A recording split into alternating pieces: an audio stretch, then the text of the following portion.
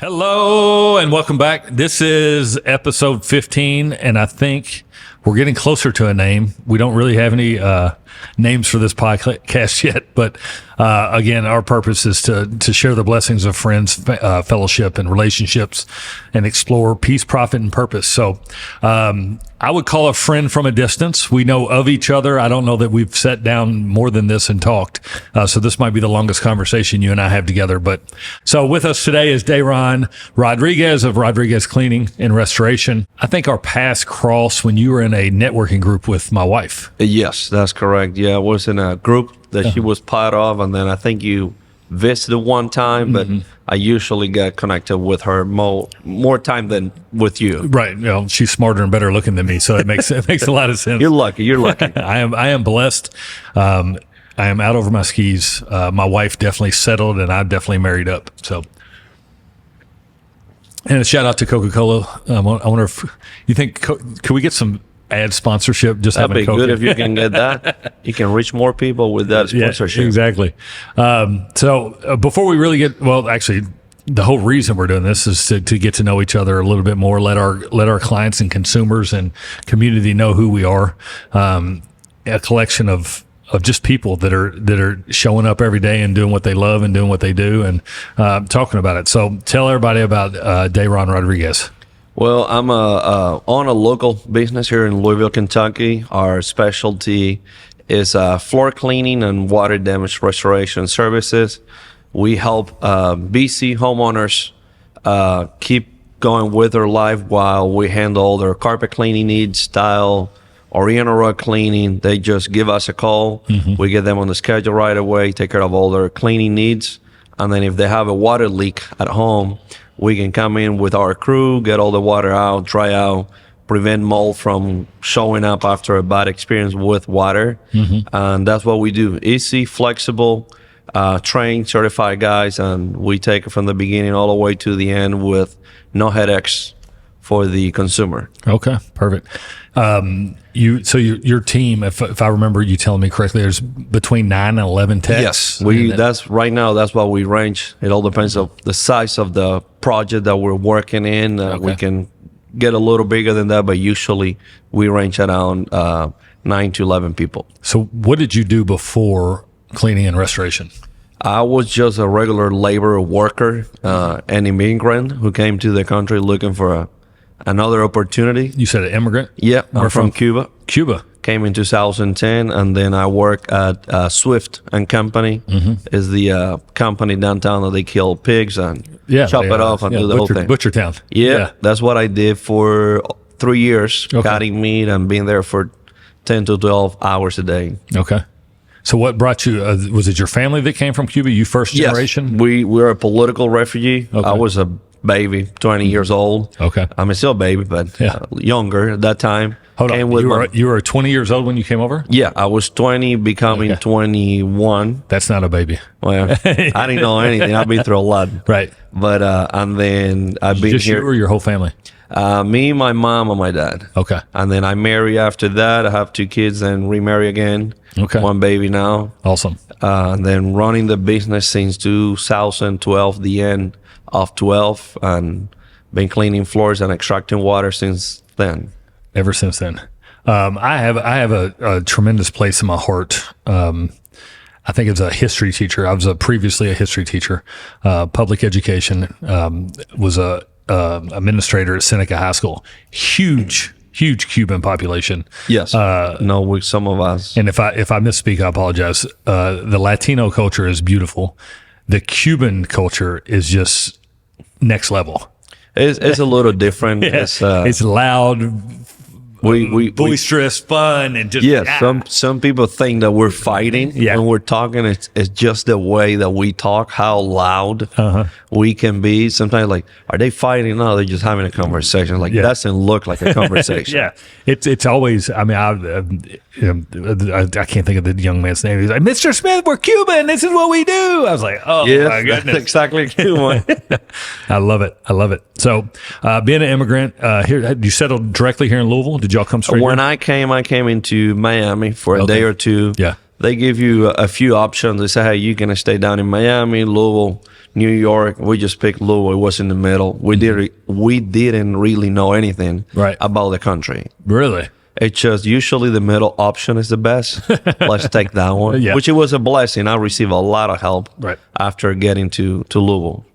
Who helped you with the migration? The U.S. Embassy. Okay. My mom had a lot of illness and she was sick, and then she applied for something related to a visa related to being sick. Okay. And she had a lot of struggles with medication and the system in Cuba. Mm-hmm. She wasn't receiving the help that she needed, and then the U.S. took us to help her. Okay. Which I think it turned out a good investment for them based on the amount of taxes I've been paying. So the America one. Yes. Okay. Yeah. It's a win-win. You all Yeah, got to for both. you all We got to received leave the help, Cuba. the opportunity, and they're getting some good taxes from us. Good. So what drew you to a cleaning service? Why was that the business you decided to start? It was just an accident. I work a little bit of part-time in a cleaning company. I thought I was a great tech, and the mentality of a great tech is, oh, I'm good at cleaning, I can run my business, which it was a mistake. Being a good tech doesn't mean you can run a business. Okay. But it was just an accident. Yeah. So you were a great tech. I think I was a great tech. Right. I did okay. I can clean. I enjoy cleaning, hands-on. Well, I think most of the great employees or partners that you get in business with, they have the owner mentality. Like you're when you showed up, my guess is when you showed up for a job, you're like, I'm going to do this as if I'm the owner of the company. Maybe you didn't think about it that way at the time, but you made sure that whatever result you created by your activities was of owner quality. At the beginning, probably not, because I was learning a lot through that process. I was just extremely driven. I'm very competitive, and I keep going and pushing, and that's what. Oh, I can do better. Right. And that's why I started my own. Oh, I can do better. I always look for ways to do better, and that's what it drove me into owning my own. Okay. So when did you start cleaning, and between the time you started cleaning and started your own business? Months, probably no more than 6 months. Oh, really? And I work part-time in the cleaning industry. They treat me well, but I wanted to make more money. And my way of thinking, if I run the whole thing, I can make more money. Right. Is that something that was instilled in you at a young age, or is that something you learned when you came to America? Which part? The running, the business, the drive? I can make as much money as I want if I own the business. No, I didn't know that. Yeah. But I'm always, since I remember, I used to buy and sell. Okay. I just enjoy the buying and selling, the negotiation.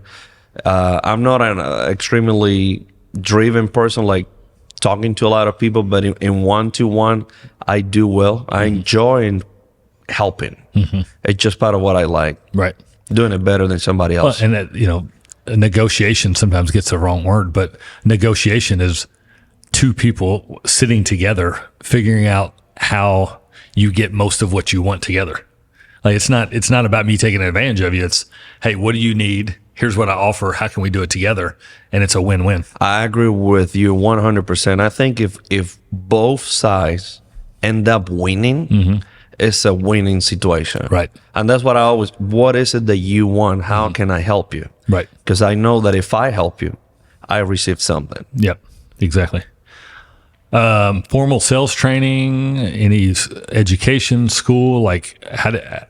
Education level, at the beginning, just high school and 6 months of university, and then I left Cuba, came here. No education. I hated schooling. I was, in my opinion, not the best. When I jump into business, I devote a passion for learning. I read almost every day. I'm certified in so many things. I'm a triple master in cleaning and restoration. Yes, education, I would say 80% of my life. Okay. Lots of education. Believe on that 100%. Right. So I do a lot of reading too, and watching. Right.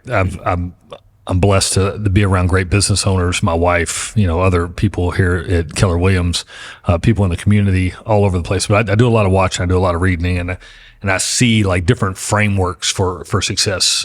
Personal development, education is huge. Where did you come up with I always wonder if someone didn't come in from a formal background that said, "Hey, here are the 4 or 5 things you need to be successful. You need to be accountable. You need to work on yourself. You need to read. You need to be educated." Like, how did you put together the formula for success? I'm still finding or looking for that formula. I think I found early that I didn't know how to grow a business, how to run a business. All I knew was I buy this for $1, sell it for $2, and I made a profit. But I didn't know how to run a business, and I did what you're saying.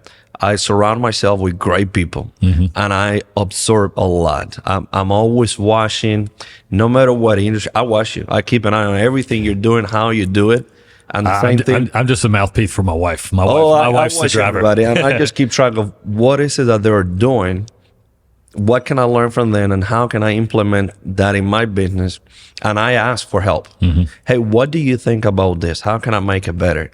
And I always ask people that I see that they're doing what I want to do, or it seems that they have the success that I would like to have. Right.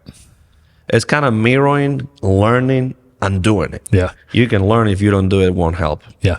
How many people, there's 4,000 real estate professionals in Louisville. How many cleaning company owners are there? And then the next part is it competitive or collaborative? Do y'all work together, or? So some of us, we can work together. Last time I asked my supplier in Louisville and probably a 50 to 70 mile radio, we have around 250 cleaning and restoration companies. Okay. And there's plenty of business for all of you. There's still a lot of business. The industry is not well educated. A lot of people take advantage of clients and referral sources. I think that's something I would like to see change, more collaboration. Right. In real estate, you guys work together very well. Yep. We don't. You don't. Okay.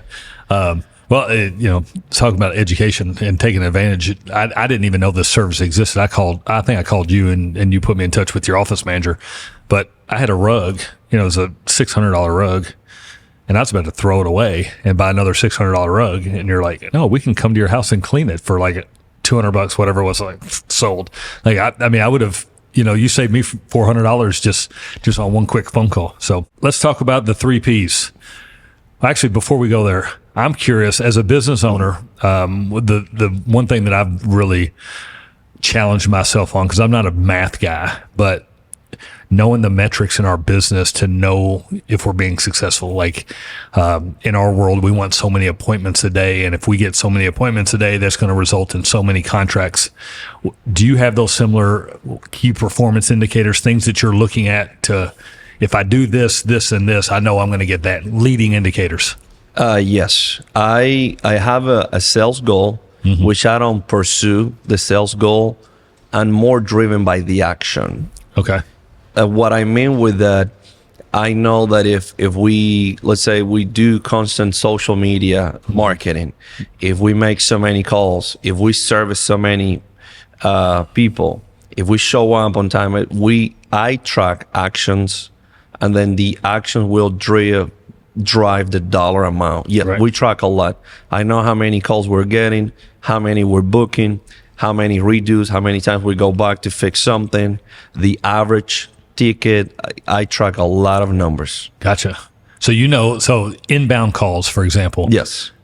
Do you know that number off the top of your head? I mean, I don't know my numbers. I've got to have them in front of me, but you know that if I get 10 inbound calls, I'm going to get one piece of business, right? Yeah. What we do, people that never use us coming from the internet, we book between 1 to 2 out of 4.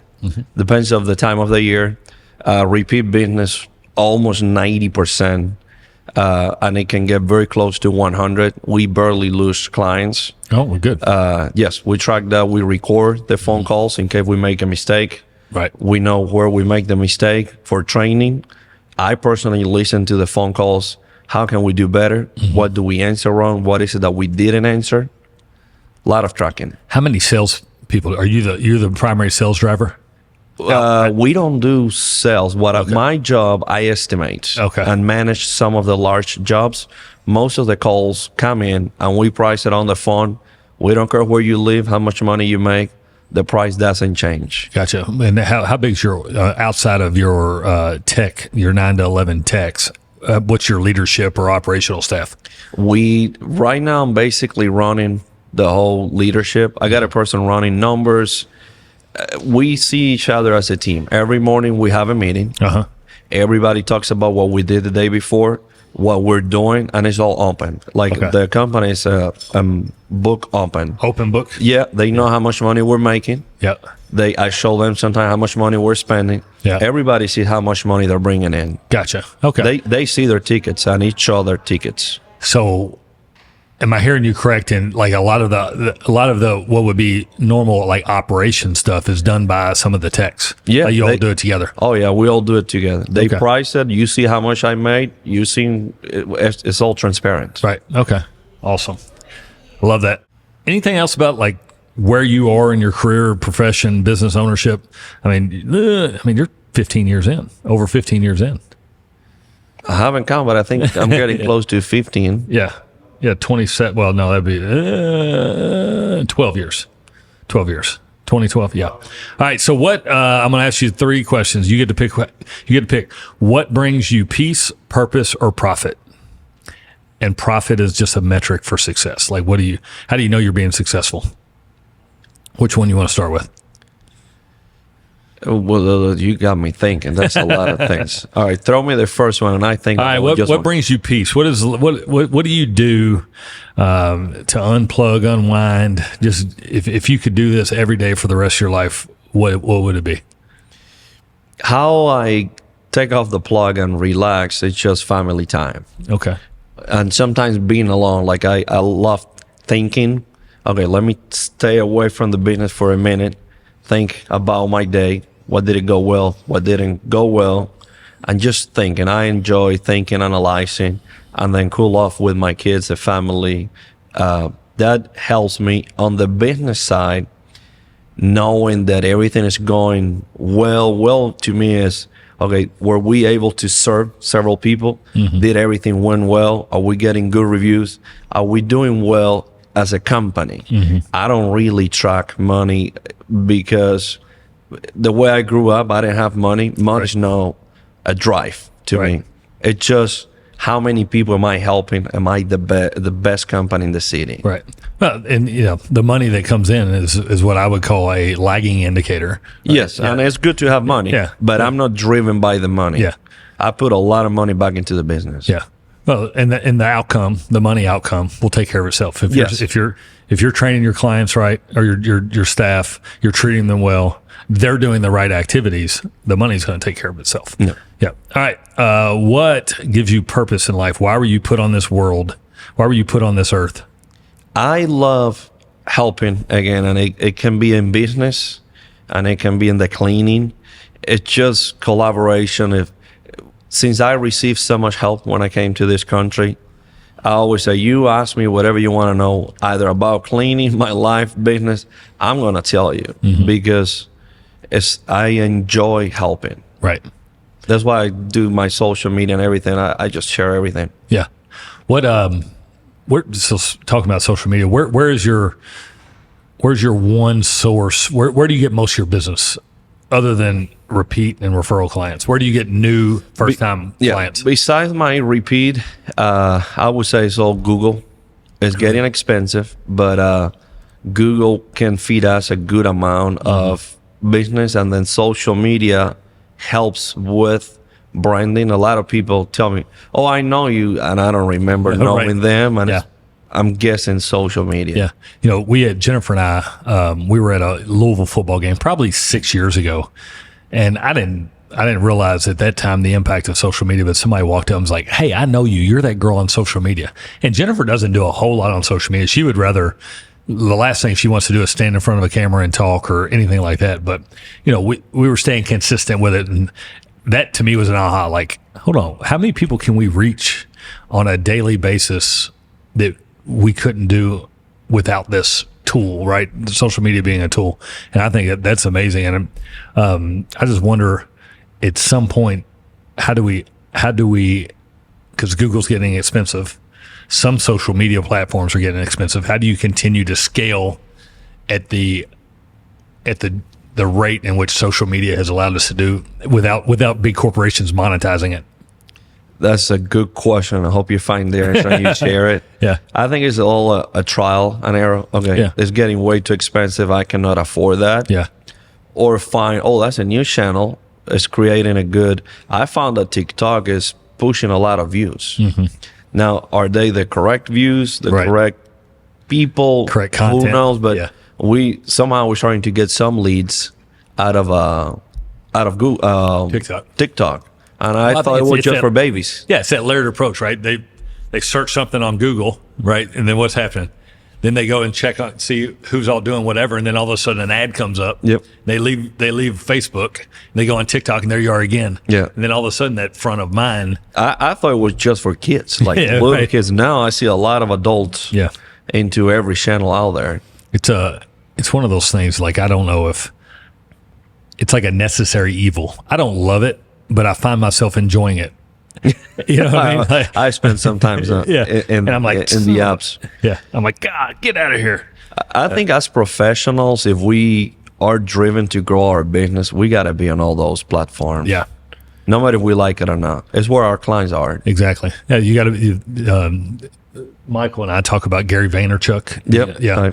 Be where the attention is. And yes. It's just getting attention. Yeah. I think that's the new norm. Well, and I grew up where every Saturday morning we woke up and watched cartoons for 3 hours, or every day after school, right? We watched G.I. Joe, Transformers, My Little Pony. I remember those. Yeah, and I didn't think but if my kid comes home and watches their phone for 30 minutes, I like lose my mind. I'm like, what are you doing? Why are you staring at that? But we're doing the same thing. We're looking at a TV. Yeah, we were on the TV, they're on the phone. Yeah. Their content might be a little broader than we got exposed to, but it's a love-hate relationship. I'll tell you that. So we did peace, we did purpose. We talked about profit in the business a little bit. What brings you profit? How do you know? What metric do you measure success? Either as a husband, or actually you'd hit all three: husband, father, person, business owner. How do you know you're winning every day? Business, I always say net profit. Some of us only track gross, like the top line. Mm-hmm. In my personal opinion, I don't care about top line. I care about net, which means it's what I have left to pay the bills at home. Business, when I get home, I'm successful if I was productive, if I was able to help do something, and then have peace when I get home. Okay, can I turn off the business side and turn on the dad, the husband, the enjoying time? If I can do all that, that was a successful day. Are you able? How do you turn off the business dad? That's something I'm still working on it. Yeah. Sometimes I have to be reminded at home, hey, you're off. Right. Turn off your phone, turn off the computer, don't answer the phone. It could be a bad habit. I enjoy what I do, but I haven't learned how to completely turn off. That's why. That's the slippery slope, right? If you love what you do, you don't mind doing it. But you can hurt the family if you stay working. Yeah. Jennifer and I spend a lot of time being really intentional about, hey, we've got to put our phones away for 2 hours or an hour, whatever it is. But it's I call it business creep. Your business is always going to creep up on you when you least expect it. You probably talk about business when you're off. Yeah. What about real estate? Do you see this house? Yeah. Oh, we're talking about business again. Yeah. I wake up in the middle of the night and find my notepad and start writing stuff down. There was something I was thinking about. Nope. I've lost it. I've totally lost it. What else is going on in your world you want to talk about? Not much. Just trying to cross promote with you, help each other. I think I started with how do I bring value to you? What's something that I can answer that it may help some of your clients, some of your friends related to cleaning that will be beneficial for someone in your industry? I don't know. What can I answer? What do you, so you do a lot of restaurant. And I don't know if you pay attention to the news. Anchorage Public School is closed for the next 3 weeks because they had water intrusion, have mold in the building. So there's one part of it, right? This water intrusion that wasn't founded for probably a year or so that's caused mold, and then somebody spilled something in their kitchen and they're like, I'm going to get mold everywhere. Like where's the tipping point for where water in a house is really a mold issue or could turn into a mold issue? Okay. First of all, the water coming in is maintenance related or an accident. I don't know all the ins and outs about the school, but if it happens over a year ago, I think it was maintenance related. The water flashing not replaced. Something was going on that wasn't taken care of, unless a water line busted and it's still maintenance related. Because if you have a water leak, if you extract all the water, you hire a company that knows how to dry properly. When you're drying properly, you look at levels of humidity. If you drop it below 50%, you spray disinfectant and you don't have another leak, you're mold free. Mold, when I refer to mold, something that you can get sick. We breathe mold all the time. There are hundreds of them. Right. The ones that you can get sick, they usually need high levels of humidity, a food source. As long as you keep a place clean and dry, we all will be safe. Now, they got a big project in their hands because maintenance wasn't done properly, or the right company didn't come in and help. They got a lot going on. So for a normal exposure incident of water, like that's normal, a leak, a pipe leak underneath your sink for 3 or 4 days. As long as you dry that out, that's not going to be you won't have mold. I mean, you may have some. The rule is that mold will start growing within 72 hours, but usually you start noticing, your body, when you have more than 9 square feet, which is a humongous piece of wall. 90 square feet? Nine square it's feet. A 3x3. A 3x3 area, but completely contaminated, not just a few spots. Oh, I see a little black. I'm going to die. You won't. Unless you have some immune system deficiency. Yes. But not for a regular homeowner. A little black under the sink, you'll be fine. Bleach and move on. I don't want to say that since I represent the company, but that probably will work. What's the craziest thing you've seen in your business? Mold. It can be scary. I walk into a basement that, like, mushrooms were growing. It was, mold is usually the scariest. I think I'm a bulletproof mold person. When I walk in, I'm like, no, I got to step out and put a suit on and a mask, and then I will inspect it. So that's you bring that up. Like, there's we not so much now because of the market, but 10 years ago when we were in this, we did a lot of flips, and there would be you had to sign an affidavit saying you're aware that there's mold, there could possibly be mold. I signed 100 of those, went into 100. And you never cared? Never cared, never even saw mold, blah, blah, blah. This one, I walked in the basement. It might have been the same basement. Like, literally, it was growing up the walls this far off. It was the craziest thing. I thought I walked into a cave. It was crazy. That sounds similar to what I was turned right around and walked out. I was like, I had nothing to do with this. I usually don't pay attention to the mold. Just walk in, get my measurements, price it out. This one, I step in. I'm like, no, I'm stepping on, suit up. Yep, that's crazy. What's one thing a consumer may be ignorant, not ignorant in a rude sense, but they just don't know any better in terms of cleaning and like taking care of maintenance of their house? One thing that I think sometimes they don't listen, and it's related to your industry. A house that stinks, a house that is ugly, that is dirty, won't sell. A lot of people think they can get top dollars without cleaning, without freshening it up. If you have a dog that pees in the carpet and you live with your dog, there is a good chance, not to say 100%, that you don't smell the pee. You need your agent to tell you, yes, it does smell, but we need a professional to help us. Instead of you fighting with your agent. Why isn't my house selling? Yes. Why isn't it selling? why I'm not getting top dollars. I don't want to spend $300 on my carpet cleaning guy. If you know someone has the experience, they've done it in the past, let the professional help you. You're going to get top dollars. Yeah. Well, and you're 100% right, especially in the market that we've been in the last 18 months. However, and so, COVID and post-COVID recovery has been the nemesis for most real estate agents because people were buying houses just because money was cheap. And so probably 2021, I could actually tell someone, let's just put the sign in the yard. Let's get it marketed. Somebody's going to buy this house just because they need to buy a house. Today it's different, right? The buyers are because of the interest rates. You've got to put a great product out because there's plenty of products that aren't great. And if you put a great product out, there's still low enough inventory right now where you are going to get top dollar. You hit that right on the head. We lost track of that a little bit through the boom of 21. The easy to sell part. Yeah. But now we're going back to the basics and like, hey, yeah, you need to clean up the outside. It needs to walk in. It needs to smell like, at minimum smell fresh, whether we repaint or clean or, disinfect everything. No, you hit that on the head. In my opinion, it's like dating. You got one chance to make a first impression. Mm-hmm. And something that smells bad, they're walking away unless you're giving it away basically for free. See, those are the kind I like. I like walking in one and just like, ooh, this is terrible. That's money. I'm going to make a very low offer. If you ask any agent, one is a chance to make a low offer. If it looks ugly, is coming down, everything is damaged and it smells bad, they will take a low offer. Do you know Harry Borders? A little bit, yeah. His thing is, he says, you walk in and smell how bad that smells? I smell money.